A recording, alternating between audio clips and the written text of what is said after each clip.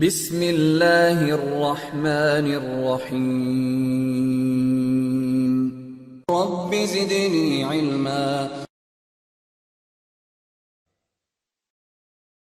اللہ کا حکم ہوا، قال اهبطوا، جنت سے اتر جاؤ۔ مزید فرمایا، بعضكم لبعض عدو وَلَكُمْ فِي الْأَرْضِ مُسْتَقَرٌّ وَمَتَاعٌ إِلَى حِينٍ۔ تم آپس میں ایک دوسرے کے دشمن ہوگے اور تمہارے واسطے زمین میں رہنے کی جگہ ہے اور ایک وقت تک نفع حاصل کرنا ہے۔ اللہ نے مزید فرمایا، قال فيها تحيون وفيها تموتون ومنها تخرجون۔ فرمایا تم وہیں زندگی بسر کرو گے اور وہیں مرو گے اور وہیں سے دوبارہ نکالے جاؤ گے۔ قرآن مجید کے دیگر مقامات میں بھی اس قصے کی تفصیل موجود ہے۔ مثلاً فرمایا، وَلَقَدْ عَهِدْنَا إِلَىٰ آدَمَ مِن قَبْلُ فَنَسِيَ وَلَمْ نَجِدْ لَهُ عَزْمًا۔ اور اس سے قبل ہم نے آدم سے ایک عہد لیا تھا مگر وہ بھول گئے اور ہم نے ان میں کوئی عزم نہیں پایا۔ اللہ تعالی فرماتے ہیں، وَإِذْ قُلْنَا لِلْمَلَائِكَةِ اسْجُدُوا لِآدَمَ فَسَجَدُوا إِلَّا إِبْلِيسَ أَبَى فَقُلْنَا يَا آدَمُ إِنَّ هَذَا عَدُوٌّ لَكَ وَلِزَوْجِكَ فَلَا يُخْرِجَنَّكُمَا مِنَ الْجَنَّةِ فَتَشْقَى إِنَّ لَكَ أَلَّا تَجُوعَ فِيهَا وَلَا تَعْرَى وَأَنَّكَ لَا تَظْمَأُ فِيهَا وَلَا تَضْحَى فوسوس إليه الشيطان قال يا آدم هل أدلك على شجرة الخلد وملك لا يبلى۔ اور جب ہم نے فرشتوں سے کہا آدم کو سجدہ کرو تو ابلیس کے سوا سب نے سجدہ کیا۔ اس نے صاف انکار کر دیا تو ہم نے کہا اے آدم یہ تیرا اور تیری بیوی کا دشمن ہے، خیال رکھنا ایسا نہ ہو وہ تم دونوں کو جنت سے نکلوا دے اور تو مصیبت میں پڑ جائے۔ یہاں تو تجھے یہ آرام ہے کہ نہ تو بھوکا ہوتا ہے اور نہ ننگا، اور نہ تو یہاں پیاسا ہوتا ہے اور نہ دھوپ سے تکلیف اٹھاتا ہے۔ لیکن شیطان نے اسے وسوسے میں ڈال دیا، کہنے لگا میں آپ کو دائمی زندگی کے درخت اور وہ بادشاہت بتلاؤں جو کبھی پرانی نہ ہو۔ فَأَكَلَا مِنْهَا فَبَدَتْ لَهُمَا سَوْآتُهُمَا وَطَفِقَا يَخْصِفَانِ عَلَيْهِمَا مِنْ وَرَقِ الْجَنَّةِ وَعَصَى آدَمُ رَبَّهُ فَغَوَى ثُمَّ اجْتَبَاهُ رَبُّهُ فَتَابَ عَلَيْهِ وَهَدَى۔ قال اهبطا منها جميعا بعضكم لبعض عدو فإما يأتينكم مني هدى فمن اتبع هداي فلا يضل ولا يشقى ومن أعرض عن ذكري فإن له معيشة ضنكا ونحشره يوم القيامة أعمى۔ چنانچہ ان دونوں نے اس درخت سے کھایا، پس ان کے ستر کھل گئے اور وہ بہشت کے پتے اپنے اوپر چپکانے لگے۔ آدم نے اپنے رب کی نافرمانی کی پس بہک گیا۔ پھر اس کے رب نے نوازا، اس کی طرف توجہ فرمائی اور اس کی رہنمائی کی۔ حکم ہوا تم دونوں یہاں سے اتر جاؤ۔ تم آپس میں ایک دوسرے کے دشمن ہو. اب تمہارے پاس جب کبھی میری طرف سے ہدایت پہنچے تو جو میری ہدایت کی پیروی کرے نہ تو وہ بہکے گا نہ تکلیف میں پڑے گا. ہاں، جو میری یاد سے روگردانی کرے گا اس کی زندگی تنگی میں رہے گی اور بروز قیامت ہم اسے اندھا کر کے اٹھائیں گے.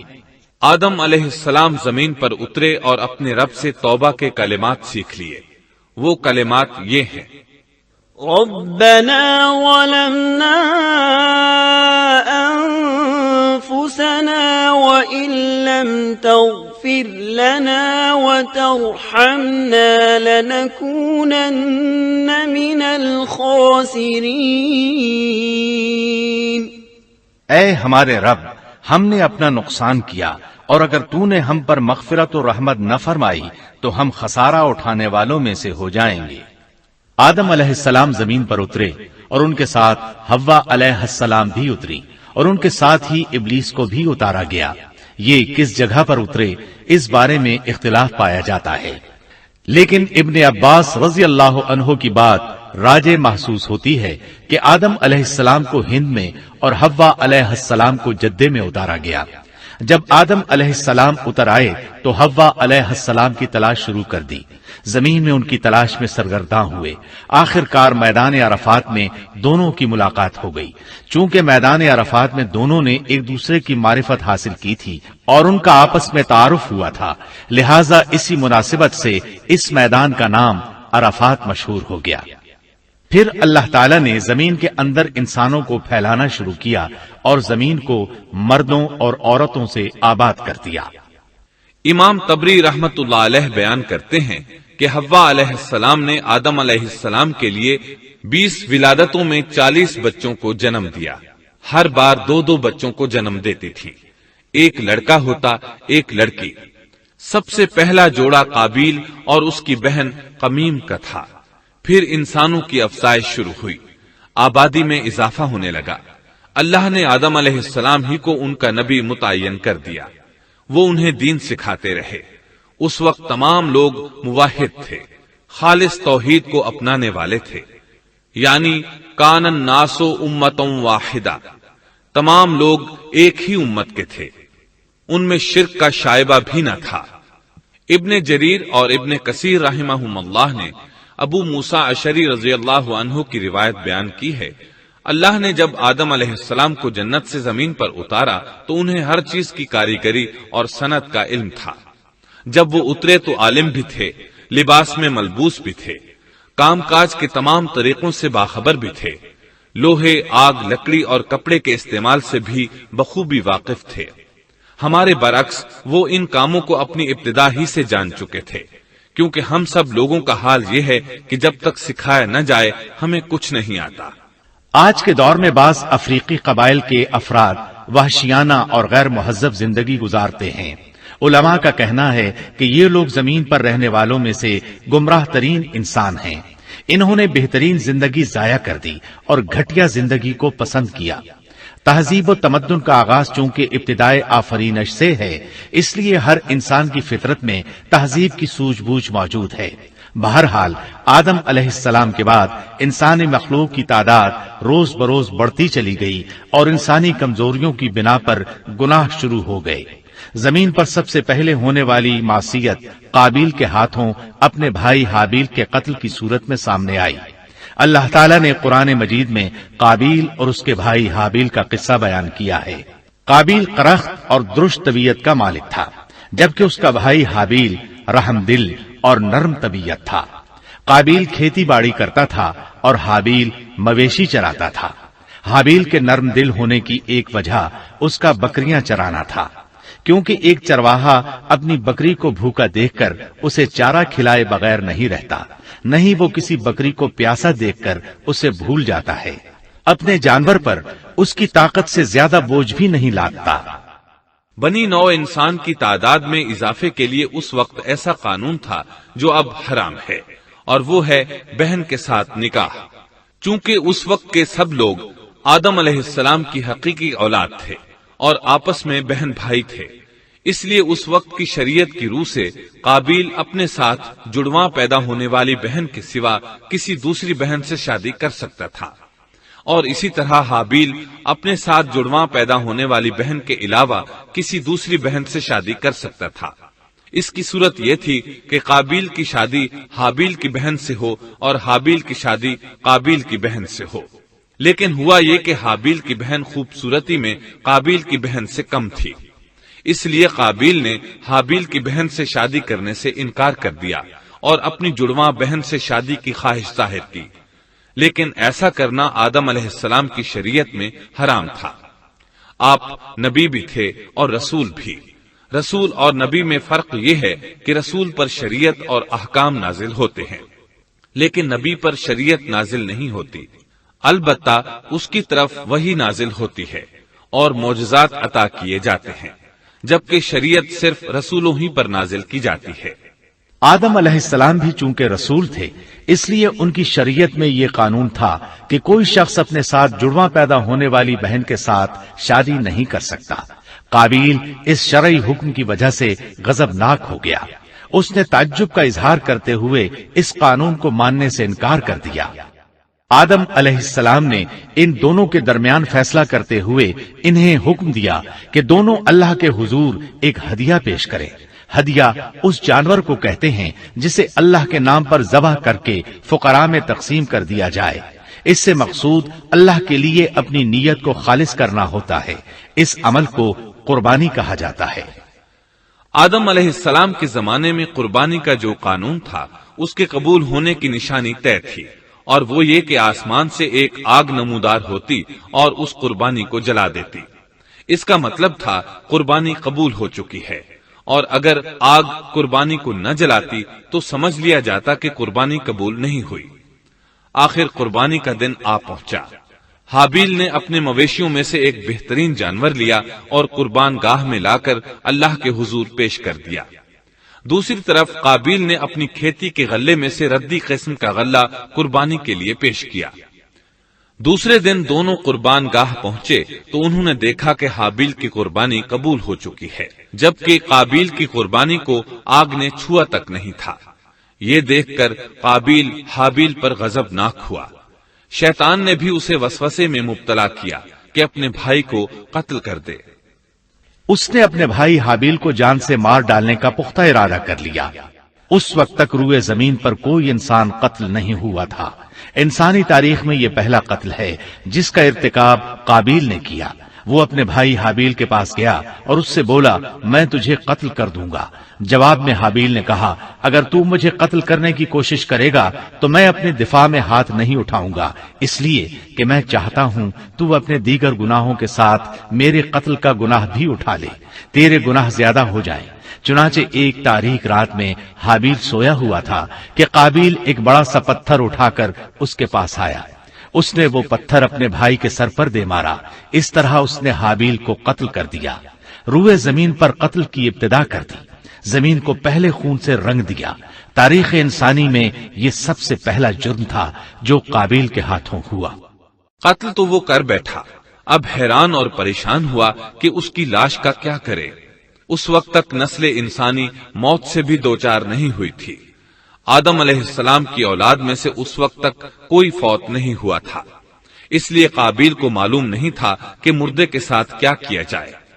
اسی کشمکش کے عالم میں اس نے بھائی کی لاش کو کمر پر اٹھا لیا اور چل پڑا۔ چلا جا رہا تھا کہ اللہ نے 2 کوے بھیجے۔ دونوں کوے آپس میں لڑ پڑے، ایک نے دوسرے کو ہلاک کر دیا۔ اب زندہ کوا مٹی کھودنے لگا۔ اس طرح اس نے ایک گڑھا تیار کر لیا، مردہ کوے کو اس میں رکھا اور اوپر مٹی ڈال دی۔ اس طرح قابیل کو دفن کا طریقہ معلوم ہوا۔ اس نے بھی گڑھا کھودا اور حابیل کی لاش کو اس میں دبا دیا۔ وہ اپنے کیے پر نادم ضرور تھا، لیکن اس نے اللہ سے معافی نہ مانگی، جبکہ انسان کے لیے ضروری ہے کہ اس سے کوئی گناہ ہو جائے تو اللہ سے معافی مانگے۔ قابیل اور حابیل کے درمیان جو مکالمہ ہوا، اللہ تعالیٰ نے اس کا ذکر سورہ مائدہ آیت 27 تا 29 میں کیا ہے۔ اللہ فرماتے ہیں، وَاتْلُ عَلَيْهِمْ نَبَأَ ابْنَيْ آدَمَ بِالْحَقِّ إِذْ قَرَّبَا قُرْبَانًا فَتُقُبِّلَ مِنْ أَحَدِهِمَا وَلَمْ يُتَقَبَّلْ مِنَ الْآخَرِ قال لأقتلنك قال إنما يتقبل الله من المتقين لئن بسطت إلي يدك لتقتلني ما أنا بباسط يدي إليك لأقتلك إني أخاف الله رب العالمين إني أريد أن تبوء بإثمي وإثمك فتكون من أصحاب النار وذلك جزاء الظالمين آدم علیہ السلام کے دونوں بیٹوں کا کھرا کھرا حال بھی انہیں سنا دو۔ ان دونوں نے ایک نذرانہ پیش کیا، ان میں سے ایک کی نذر تو قبول ہو گئی اور دوسرے کی قبول نہ ہوئی تو وہ کہنے لگا میں تجھے مار ہی ڈالوں گا۔ اس نے کہا اللہ تقوی والوں ہی کا عمل قبول کرتا ہے، گو تو میرے قتل کے لیے دسترازی کرے لیکن میں تیرے قتل کے لیے ہرگز اپنا ہاتھ نہیں بڑھاؤں گا۔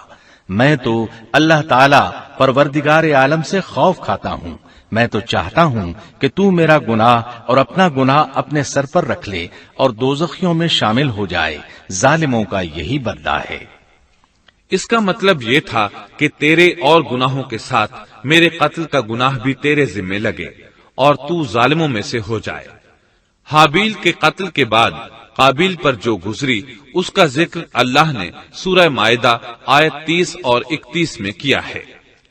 فطوعت له نفسه قتل أخيه فقتله فأصبح من الخاسرين فبعث الله غرابا يبحث في الأرض ليريه كيف يواري سوءة أخيه قال يا ويلتى أعجزت أن أكون مثل هذا الغراب فأواري سوءة أخي فأصبح من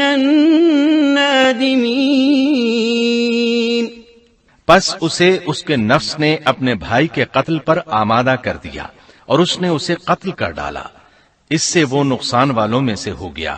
پھر اللہ تعالیٰ نے ایک کوے کو بھیجا جو زمین کھود رہا تھا تاکہ اسے دکھائے کہ وہ کس طرح اپنے بھائی کی ناش کو چھپا سکتا ہے۔ وہ کہنے لگا ہائے افسوس، کیا میں ایسا کرنے سے بھی گیا گزرا ہو گیا کہ اس کوے کی طرح اپنے بھائی کی لاش کو دفنا دیتا، پھر تو بڑا ہی پشیمان اور شرمندہ ہوا۔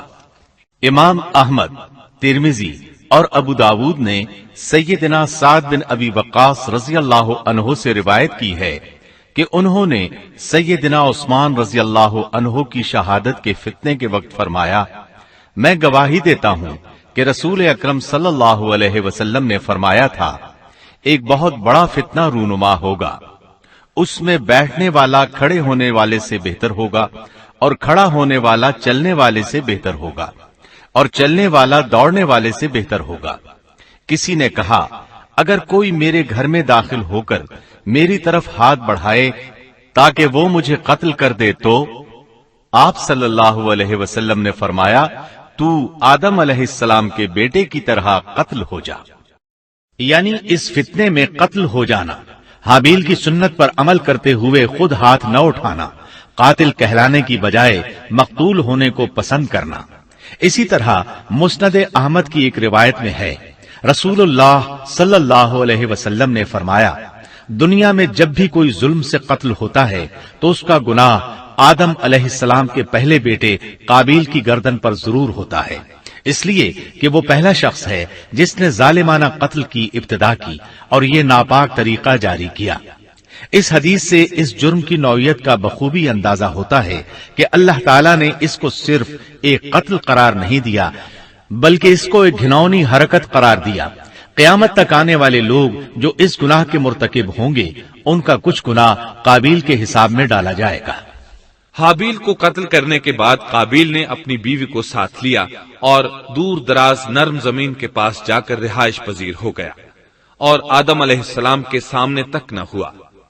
آدم علیہ السلام پہاڑوں کے قریب ایک بستی میں رہ رہے تھے، یہ ان سے بہت دور جا بسا تھا۔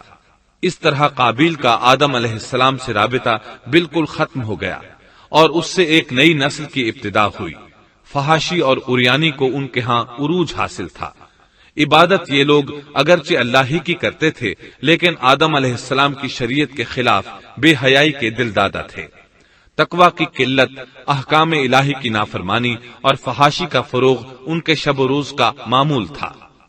اس کے بعد لوگ دو گروہوں میں تقسیم ہو گئے، شریر اور برے لوگ قابیل کے ساتھ مل گئے اور آدم علیہ السلام کے دیگر بیٹے اور نیک لوگ آدم علیہ السلام کے ساتھ مل گئے۔ آدم علیہ السلام 960 سال زندہ رہے۔ ان کی کل عمر تو 1000 سال تھی، لیکن 40 سال کم کر دی گئی۔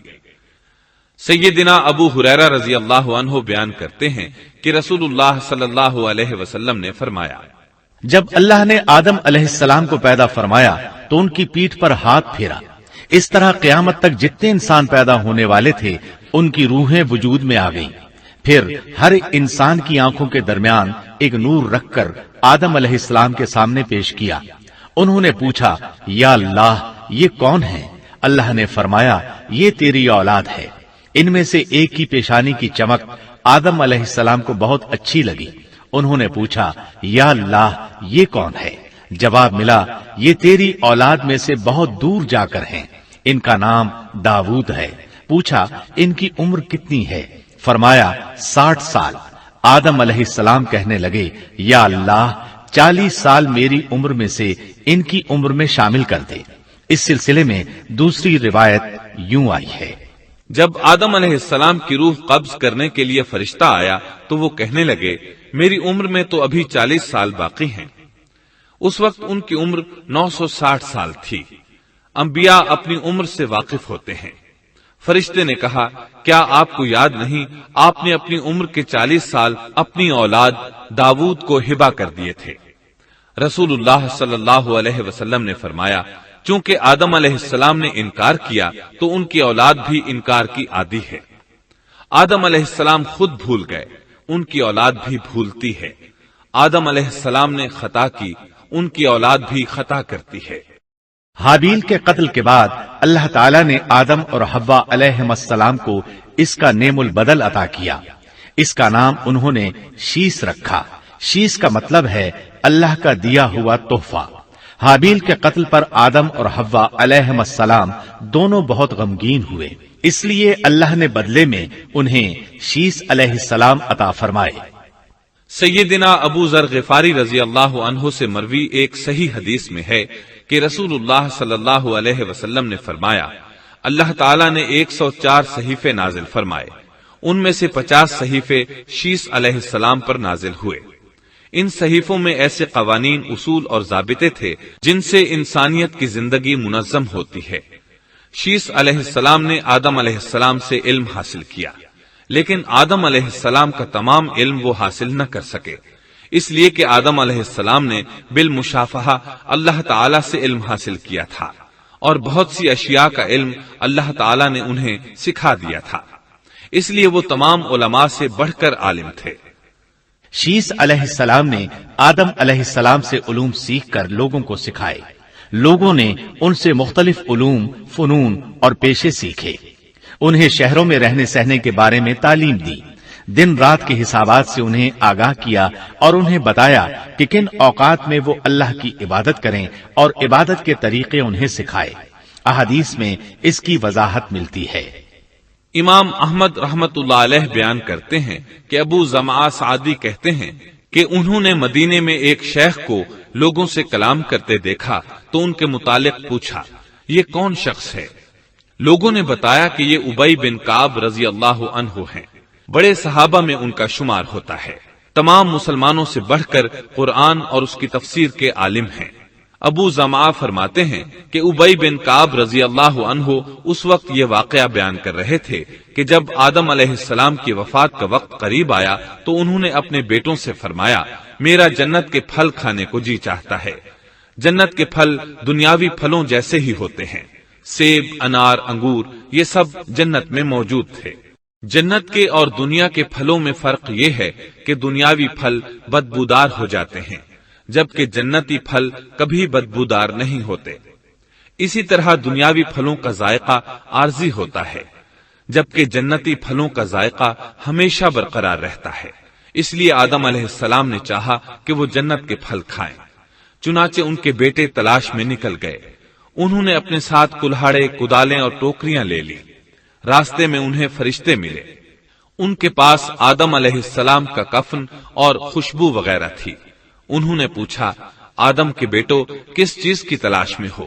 کہاں جا رہے ہو؟ انہوں نے جواب میں کہا، ہمارے والد مریض ہیں، انہیں جنت کے پھلوں کی خواہش ہے۔ فرشتے ان کے سامنے انسانی شکل میں آئے تھے۔ ان کی بات سن کر بولے، واپس جاؤ، تمہارے والد فوت ہونے کے قریب ہیں۔ اب ان میں اتنی طاقت نہیں رہی کہ پھل کھا سکیں۔ جب فرشتے آدم علیہ السلام کی روح قبض کرنے کے لیے آئے تو حوا علیہ السلام نے انہیں پہچان لیا۔ وہ بلند آواز سے آدم علیہ السلام کو پکارنے لگی، ان کے ساتھ چمڑ گئیں۔ آدم علیہ السلام بولے، مجھ سے الگ ہو جاؤ، پہلے بھی مجھے تمہاری وجہ سے مصیبت پہنچی تھی، میرے اور میرے رب کے فرشتوں کے درمیان سے ہٹ جاؤ۔ پھر فرشتوں نے آدم علیہ السلام کی روح قبض کی، انہیں غسل دیا، کفن پہنایا، خوشبو لگائی، آپ کی قبر کھودی۔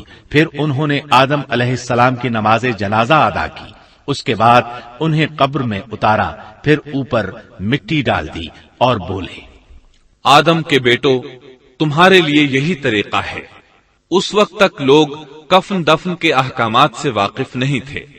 انہیں علم نہ تھا کہ قابیل نے اپنے بھائی کو کیسے دفن کیا تھا، اس لیے فرشتوں کو بھیجا گیا تاکہ تدفین کا طریقہ بتا دیں۔ تو اس طرح انسان کو دفن کرنے کا طریقہ معلوم ہوا جو فرشتے لے کر آئے تھے۔ آدم علیہ السلام نے اپنی 960 سال کی مکمل زندگی میں سوائے اس درخت کا پھل کھانے کے اور کوئی خطا نہیں کی۔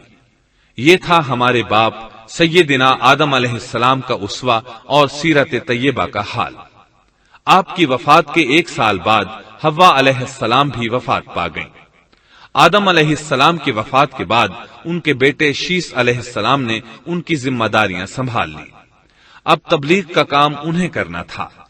ادھر قابیل جو نرم زمین میں جا آباد ہوا تھا، اس کی اولاد نے فتنہ و فساد اور سرکشی کی زندگی اختیار کی۔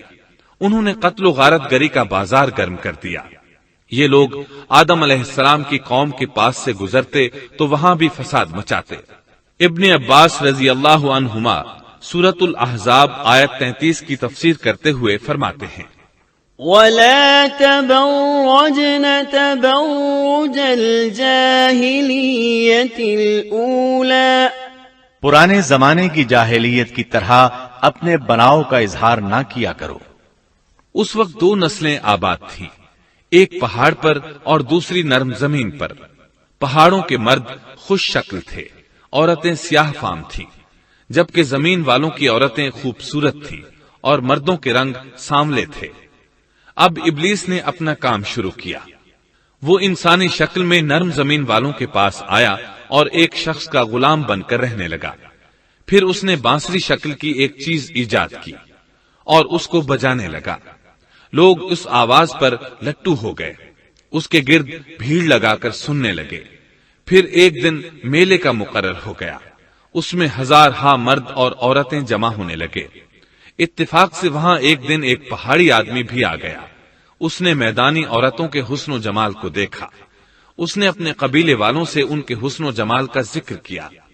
اب وہاں کے لوگ کثرت سے میدانی علاقے میں آنے لگے۔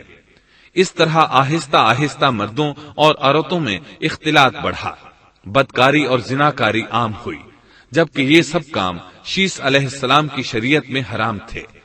یہ سب بیان کرنے کے بعد ابن عباس رضی اللہ عنہما کہتے ہیں، اللہ تعالیٰ کے قول وَلَا تَبَرَّجْنَ تَبَرُّجَ الْجَاهِلِيَّةِ الْأُولَى کی یہی تفسیر ہے، اور قدیم جاہلیت سے یہی مراد ہے، کیونکہ ان لوگوں نے زمین میں ایک عظیم فساد اور انتشار برپا کر رکھا تھا۔ شیس علیہ السلام اپنی قوم کے لوگوں کو سمجھاتے رہے کہ وہ ان شریر اور فسادی لوگوں کے ساتھ میل جول نہ رکھیں، لیکن شیطان مسلسل انہیں ورغلاتا رہا، یہاں تک کہ شیس علیہ السلام کے ساتھ بہت تھوڑے لوگ رہ گئے اور قابیل کی قوم میں بہت اضافہ ہو گیا۔ لوگ یوں ہی زندگی بسر کرتے رہے، یہاں تک کہ اللہ تعالیٰ نے ان میں ادریس علیہ السلام کو مبعوث فرمایا۔ چنانچہ اب ہم آپ کو ادریس علیہ السلام کے بارے میں بتاتے ہیں۔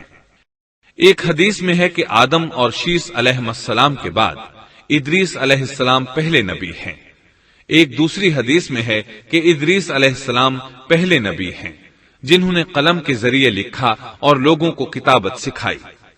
حافظ ابن کثیر نے ان کا حلیہ کچھ یوں بیان کیا ہے: پورا قد و قامت، خوبصورت، خوب رو، گھنی داڑھی، عمدہ اوصاف کے مالک، چوڑے کندھے، مضبوط ہڈیاں، دبلے پتلے، سرمگی چمکدار آنکھیں، گفتگو باوقار، خاموشی پسند، سنجیدہ اور متین، چلتے ہوئے نظر نیچی، انتہائی فکر و خوض کے عادی، غصے کے وقت سخت غضبناک، باتیں کرنے میں شہادت کی انگلی سے بار بار اشارہ کرنے کے عادی۔ ادریس علیہ السلام شیس علیہ السلام کی شریعت پر عمل پیرا رہے، چونکہ ادریس علیہ السلام رسول بھی تھے، اس لیے اللہ کی طرف سے مستقل ان پر شریعت نازل ہوئی جس کی تشریح و تفسیر کر کے لوگوں کو احکام الہی سے آگاہ فرماتے۔ ادریس علیہ السلام نے جب دیکھا کہ مفسدین ایمان والوں پر ظلم و زیادتی کر رہے ہیں، ان کا فساد بڑھتا جا رہا ہے اور سمجھانے کے باوجود یہ لوگ باز نہیں آ رہے، تو انہوں نے اپنے پیروکاروں کو جہاد کا حکم دیا۔ ادریس علیہ السلام پہلے شخص ہیں جنہوں نے اللہ کے راستے میں جہاد کیا، غنیمتیں حاصل کی اور دشمنوں کو قیدی بنایا، لیکن غنیمتیں اور قیدی ان کے لیے حلال نہیں تھے۔ رسول اللہ صلی اللہ علیہ وسلم پہلے رسول ہیں جن کے لیے غنیمتیں حلال کی گئیں، لیکن یہ بات یقینی ہے کہ جہاد سب سے پہلے ادریس علیہ السلام نے کیا۔ انہوں نے جہاد کے لیے سب سے پہلے ایک لشکر تیار کیا، پھر اس لشکر کو 2 حصوں میں تقسیم کیا۔ ایک حصہ پیادوں پر مشتمل تھا، دوسرا سواروں پر۔ چنانچہ بھرپور تیاری کے بعد ادریس علیہ السلام نے قابیل کی قوم پر چڑھائی کر دی۔ حق و باطل کے درمیان زبردست مارکے ہوئے، آخرکار ادریس علیہ السلام نے انہیں گھٹنے ٹیکنے پر مجبور کر دیا، ان کا بہت سا مال و اسباب لوٹ لیا اور لوگوں کو قیدی بنا لیا۔ اللہ تعالیٰ نے ان تمام باتوں کا ذکر نہیں فرمایا، بلکہ اللہ نے ان کی سیرت کے بارے میں اپنی کتاب قرآن مجید میں اشارتاً ذکر فرمایا ہے۔ مثلا سورہ مریم آیات 56 اور 57 میں ارشاد ہوتا ہے: وَاذْكُرْ فِي الْكِتَابِ إِدْرِيسَ إِنَّهُ كَانَ صِدِّيقًا نَبِيًّا وَرَفَعْنَاهُ مَكَانًا عَلِيًّا۔ اور اس کتاب میں ادریس کا بھی ذکر کر، وہ بھی نیک کردار نبی تھے، ہم نے انہیں بلند مقام پر اٹھایا۔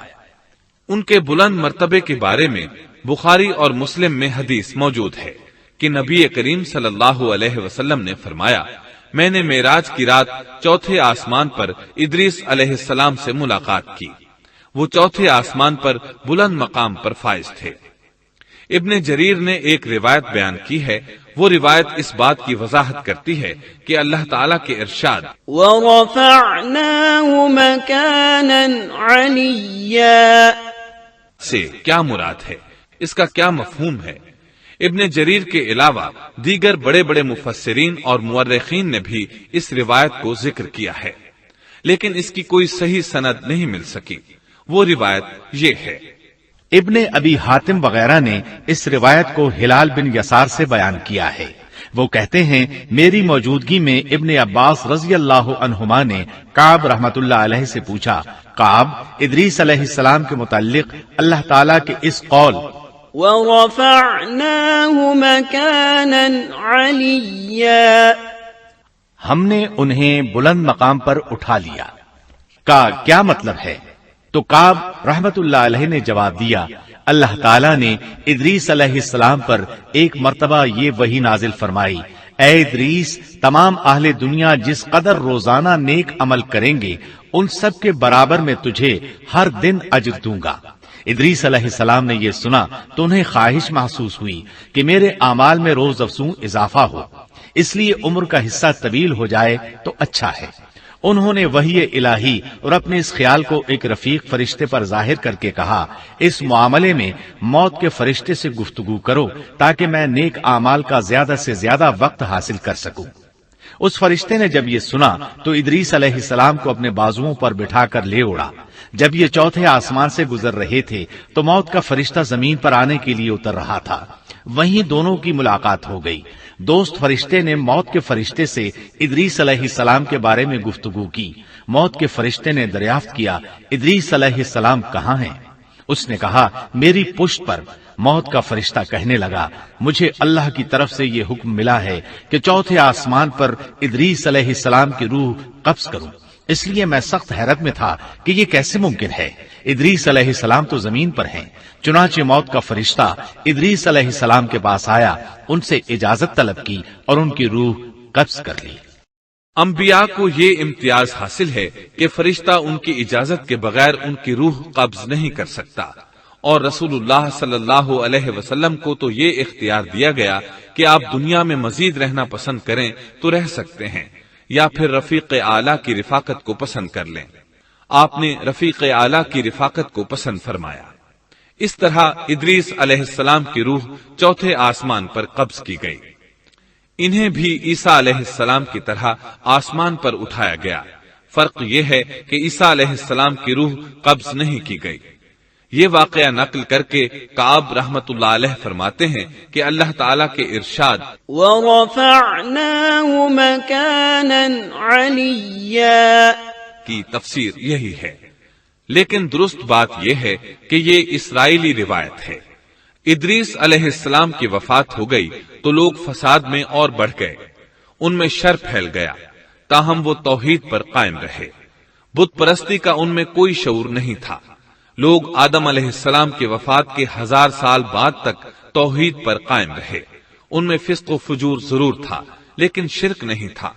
अल्लाह ताला के इस इरशाद कान अन्नासु उम्मतन वाहिदा, दरअसल लोग एक ही उम्मत थे, का यही मतलब है।